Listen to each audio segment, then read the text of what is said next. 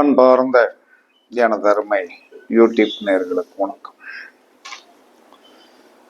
மாந்தி அப்படிங்கிற அந்த சனியோடைய பிள்ளை அவருக்கு எப்பயுமே உயிர்காரகம் என்ற ஒன்று பிடிக்காது. உயிர்காரகம் என்ற ஒன்று பிடிக்காது. இந்த மாந்திக்கு கொடுக்கப்பட்டுள்ள வேலை என்ன? மாந்திக்கு கொடுக்கப்பட்டுள்ள வேலை என்பது கரணநாதனை செயல்பட விடாமல் ஆக்கும். மாந்திக்கு கொடுக்கப்பட்டுள்ள வேலை கரணநாதனை செயல்படுத்தாமல் செய்யணும். உங்க ஜாதகத்துல நீங்க மாந்திய கரெக்டா, இப்ப இருக்கிற சாப்ட்வேர்லாம் கரெக்டா தான் போடுறாங்க. வாக்கிய சாப்ட்வேர்ல போட்டு பாருங்க. எல்லாமே என்ன சொன்னா வாக்கியமும் இருக்கு, திருக்கணிதமும் இருக்கு. அதுல வாக்கிய சாப்ட்வேர்ல போட்டு பார்த்தீங்கன்னா மாந்தி எந்த இடத்துல இருக்கிறாரோ அதோடைய கட்டுப்பாட்டில் தான் உங்களுடைய கரணநாதன் இருப்பார். ஒன்று மாந்திக்கு 2, 7, 12 பார்வை இருக்கும். இதுல உங்களுடைய கரணநாதன் இருப்பார் இல்லையா, அந்த கரணநாதனை ஏதாவது ஒரு விதத்தில் அவர் டச் பண்ணியிருப்பார். பெரிய போராட்டங்கள், சங்கடங்கள், ஒவ்வொரு நாளும் போராடி கொண்டு வரும் 90% கரணநாதனை மாந்தி பார்ப்பார். இது யாருக்கும் என்ன சொல்றான்னா புரியறதில்லை. கரணம் என்பது காரிய வெற்றி. அந்த காரிய வெற்றியை கொடுக்கக்கூடிய நபரை மாந்தி பார்த்தால் அந்த காரியம் நடக்காது. அப்ப உங்க ஜாதகத்தில் மாந்தியோடைய கண்ட்ரோல்ல, மாந்தியோடைய பார்வையில 2, 7, 12 பார்வையில் உங்களுடைய கரணநாதன் இருந்தால் நீங்கள் கண்டிப்பாக ஒரு போராளி. காரியத்தை வெற்றி பண்ணி முடிப்பதற்குள் உங்களை உண்டு இல்லைன்னு பண்ணிடுவார் மாந்தி. இதற்கு கண்டிப்பாக ஒரு சொல்யூஷன் கண்டிப்பாக நம்ம கொடுத்தாகணும்.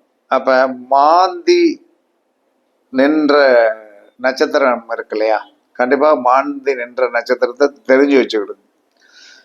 அந்த மாந்தி நின்ற நட்சத்திரத்திற்குண்டான உணவை அளிக்கணும். மாந்தி நின்ற நட்சத்திரத்திற்குண்டான உணவை தயவு செய்து சாப்பிடாதீங்க, அளிக்கணும். மாந்திக்கு அவருடைய காரகம் அழிப்பு. மாந்தியோடைய அமைப்பின்படி மாந்திக்கு இடம் கொடுத்தவன், மாந்திக்கு இடம் கொடுத்த நட்சத்திரம் இருக்கு இல்லையா, மாந்திக்கு இடம் கொடுத்த நட்சத்திரம் எங்கே என்ன சொல்லலான்னா அவனுக்கு எந்த வீடு மூலத்திரிகோணமோ அந்த வீட்டை மாந்தி அழிச்சிருவான்.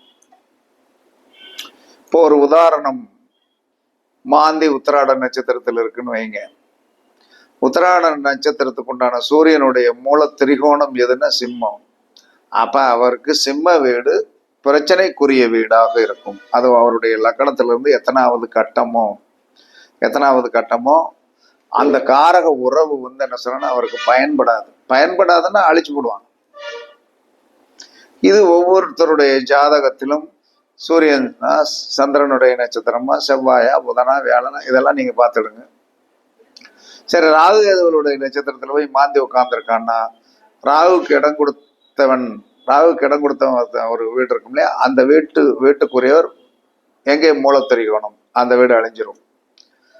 கேதுவுக்கு இடம் கொடுத்தவன், கேதுவுக்கு மாந்தி இடம் கொடுத்துருக்காங்கன்னா கேது எந்த வீட்டுல கேதுவுக்கு யாரு இடம் கொடுத்துருக்காங்களோ அந்த வீட்டுக்குண்டான, கேதுவுக்கு இடம் கொடுத்த வீட்டுக்குண்டானவன் எந்த இடத்தில் மூலத்திரிகோணம் ஆகுறானோ அந்த இடம் கெட்டு போயிடும். இதெல்லாம் நல்லா தெரியும். இதெல்லாம் பேசிக் ரூல்ஸ். இந்த பேசிக் ரூல்ஸை நீங்க தெரியாம இருக்கக்கூடாது. இன்னொன்னு,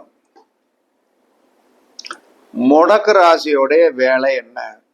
எல்லாரும் முடக்குன்னு பேசியிருக்கிறாங்க. அந்த முடக்கு என்பது ஒரு விதத்துல வேலை செய்யாமலாம் இருக்காது, வேலை செஞ்சுருக்காங்க.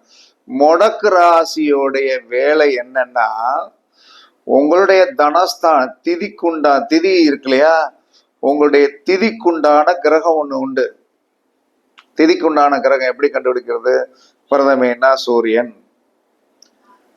திருதியன்னா இந்த பிரதமைக்கு எடுத்த தூதி என்ன சந்திரன், இப்படி வரிசையா வரும். அது ஒரு கணக்கெல்லாம் இருக்குது. அந்த மாதிரி உங்களுடைய திதிக்குண்டான கிரகம் ஒன்று உண்டு. அதெல்லாம் நம்ம மறந்துட்டோம். அந்த திதிக்குண்டான கிரகத்திற்கும் முடக்க ராசிக்கு ஏதாவது ஒரு சம்பந்தம் ஏற்பட்டுச்சுன்னா பொருளாதார விஷயத்தில் நீங்கள் பெரிய கஷ்டத்தை படுவீர்கள். அதெல்லாம் தெரிஞ்சு வச்சுக்கிடுங்க. அப்ப மாந்தி கரணத்தை காலி பண்ணுவான், கரணநாதனை காலி பண்ணுவான். முடக்க ராசி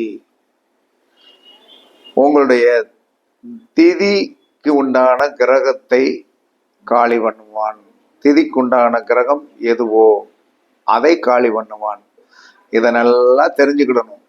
இதை தெரிஞ்சுக்கிட்டு நம்ம ஜாதகத்துல மாந்தியோடைய பிடியில் கரணநாதன் இருக்கானா, முடக்க ராசிக்காரனுடைய பிடியில நம்மளுடைய திதிக்குண்டான கிரகம் இருக்கிறதா அப்படிங்கிறத தெரிஞ்சு வச்சுக்கிட்டு நீங்க காரியத்தை நடத்தினீங்கன்னா, இதுக்கெல்லாம் என்ன பரிகாரம் அப்படின்னா, ஒன்லி என்ன சொல்லலாம்னா தானம் தான். அந்த மாந்திக்கு உண்டான உணவு, மாந்தி எந்த நட்சத்திரத்தில் இருக்கிற அதுக்குண்டான உணவை டெய்லி அழிங்க. அடுத்தவன் நம்ம கொடுத்தோம்னா என்ன செய்வான்னா அவன் திம்பா, அது அழிவு தானே. அப்ப அதை அழிக்க கத்துக்கணும். அதே சமயத்துல முடக்கு ராசி முடக்கு நட்சத்திரம் இதெல்லாம் என்ன சொல்றான்னா, உங்களுடைய திதிக்குண்டான கிரகத்தை எங்கேயாச்சும் ஒரு பிடி வச்சிருக்கும். அப்ப முடக்கு நட்சத்திரத்திற்குண்டான தானியத்தையோ அல்லது உணவையோ அல்லது பழத்தையோ நீங்கள் டெய்லி வாரத்துல 2 நாள் நீங்கள் தானம் பண்ண தர்மம் பண்ண அது பிறர் அந்த நன்றாக அதை ருசித்து புசித்து சாப்பிடும் போது என்ன செய்யும்னா இந்த தோஷங்கள் இதுக்கு மாற்று கருத்தே கிடையாது. அப்ப நம்ம இதெல்லாம் தெரிஞ்சு வச்சுதான் வெற்றி பெற முடியுமே, தெரியாமல் நீங்கள் வெற்றி பெறவே முடியாது. அதனால மாந்தி கரணத்தை காலி செய்வான். முடக்க ராசியும் முடக்கு நட்சத்திரமும் முடக்கு நட்சத்திரம் நிக்குது இல்லையா, முடக்கு நட்சத்திரம் ஒரு நட்சத்திரம் இருக்கும். அந்த நட்சத்திரத்திற்குண்டான கிரகம் ஒன்று இருக்கும். அது உங்களுடைய திதிக்குண்டான கிரகத்தோடு ஏதாவது ஒரு விதத்துல டச் ஆயிரும்.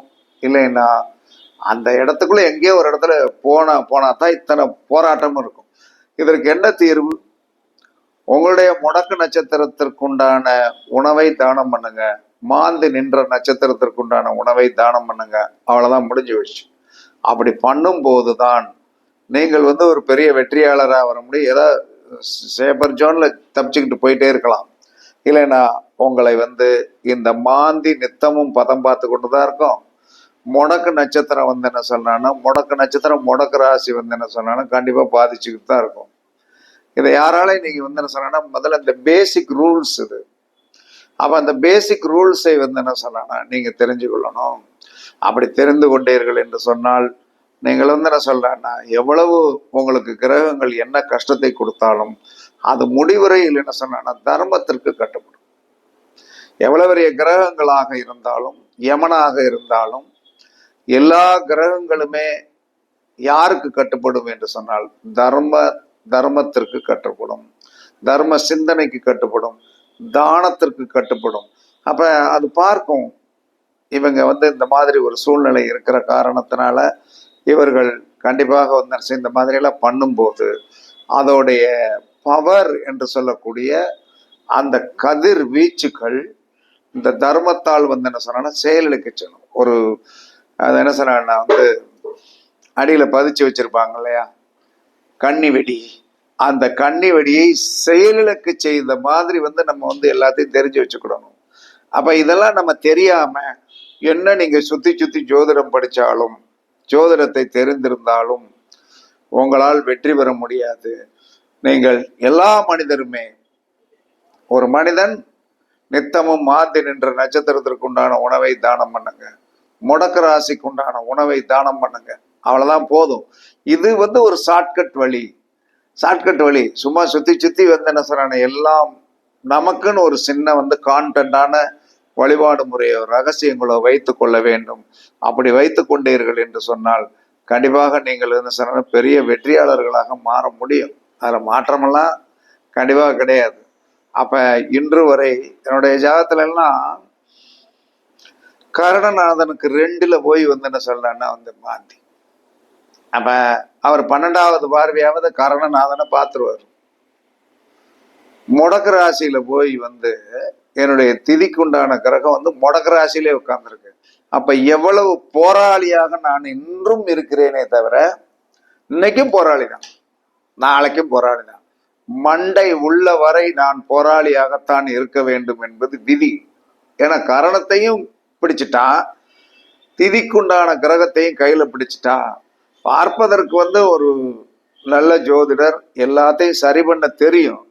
ஆனால் என்னையும் வீழ்த்த முடியாது.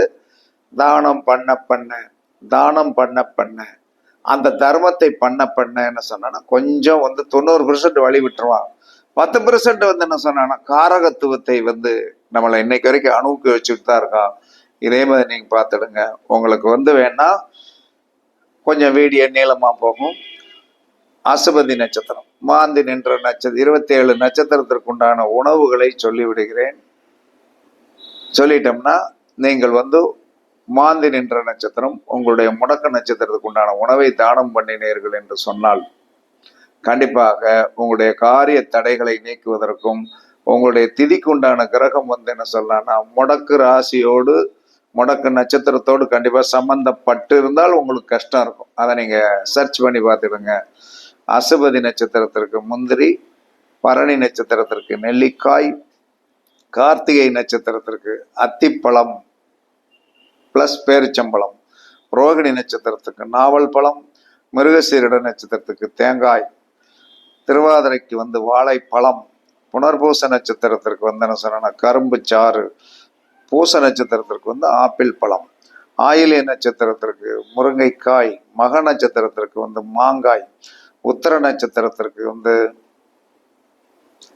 மக நட்சத்திரத்துக்கு மாங்காய், பூர நட்சத்திரத்திற்கு எலுமிச்சை, உத்தர நட்சத்திரத்திற்கு மாதுளை, அஸ்த நட்சத்திரத்திற்கு ஆரஞ்சு, சித்திரை நட்சத்திரத்திற்கு பப்பாளி, சுவாதி நட்சத்திரத்திற்கு உலர் திராட்சை, விசாக நட்சத்திரத்துக்கு டைமண்ட் கற்கண்டு, அனச நட்சத்திரத்திற்கு நுங்கு, கேட்டை நட்சத்திரத்திற்கு செர்ரி பழம், வல்லாரை மிட்டாயும் யூஸ் பண்ணலாம். மூல நட்சத்திரத்திற்கு கொய்யாப்பழம். அதற்கடுத்து என்ன சொல்றேன்னா பூராட நட்சத்திரத்திற்கு என்ன சொன்ன காளான், உத்திராட நட்சத்திரம் காளானும், பூராட நட்சத்திரத்துக்கு காளானும் யூஸ் பண்ணலாம். போலி கடம்பூர் போலி. அதற்கடுத்து என்ன சொன்னா உத்திராட நட்சத்திரத்திற்கு பலாப்பழம், திருவோண நட்சத்திரத்துக்கு சீத்தாப்பழம், கேசரி யூஸ் பண்ணலாம். அவிட்ட நட்சத்திரத்திற்கு தக்காளி, அதற்கடுத்து அவல் யூஸ் பண்ணலாம். சதய நட்சத்திரத்திற்கு கருப்பு திராட்சை, சேமியா உப்புமா கொடுக்கலாம். புரட்டாதி நட்சத்திரத்திற்கு மாம்பழம் கொடுக்கலாம், புட்டு கொடுக்கலாம். உத்திரட்டாதி நட்சத்திரத்திற்கு அன்னாசி பழம் கொடுக்கலாம், உளுந்த வடை கொடுக்கலாம். அதற்கடுத்து ரேவதி நட்சத்திரத்திற்கு என்ன சொல்லலாம்னா இலந்தை பழமும் கொத்தமல்லி சாதமும் கொடுக்கலாம். இதெல்லாம் ஜோதிடத்தை கொஞ்சம் கலவ சாதமா அது நல்லா படிச்சோம்னா உங்களுக்கு இலகுவாக உங்களை நீங்கள் ஸ்திரத்தன்மையாக்கி நீங்கள் ஜெயிச்சுட்டு போகலாம். ஒன்றும் பிரச்சனைலாம் இருக்காது. எனக்கெல்லாம் என்ன சொன்னா கரணத்தையும் என்ன சொன்னா பிடியில வச்சுக்கிட்டான். தசமி திதிக்கு உண்டான அந்த சந்திரனை அவன் பிடியில வச்சுக்கிட்டான். முடக்கராசியிலே போய் உட்கார்ந்துட்டாரு. என்ன பண்ண முடியும்? போராளிதான், நித்தமும் போராளிதான். ஒரு ஜோதிடர் என்பவர் ஒரு போராளியத்தான் இருக்கிறார். என்ன பண்றது? அதெல்லாம் விதி, அது பழகி போச்சு. அதனால நீங்களும் இதை தெரிந்து கொண்டு இதை தானம் பண்ணுங்கள். கண்டிப்பாக உங்களுடைய வாழ்க்கையில் வெற்றி கிடைக்க வாழ்த்துக்கள் கூறி உங்களிடமிருந்து விடைபெறுவது சிப்பிப்பாறை ஜோதிடர் சாதி ராகவன் ஜெயபாலாஜி. சுகமே சொல்க சுகமே சொல்க. வாழ்க வளமுடன் வாழ்க வளமுடன். வணக்கம் வணக்கம் வணக்கம்.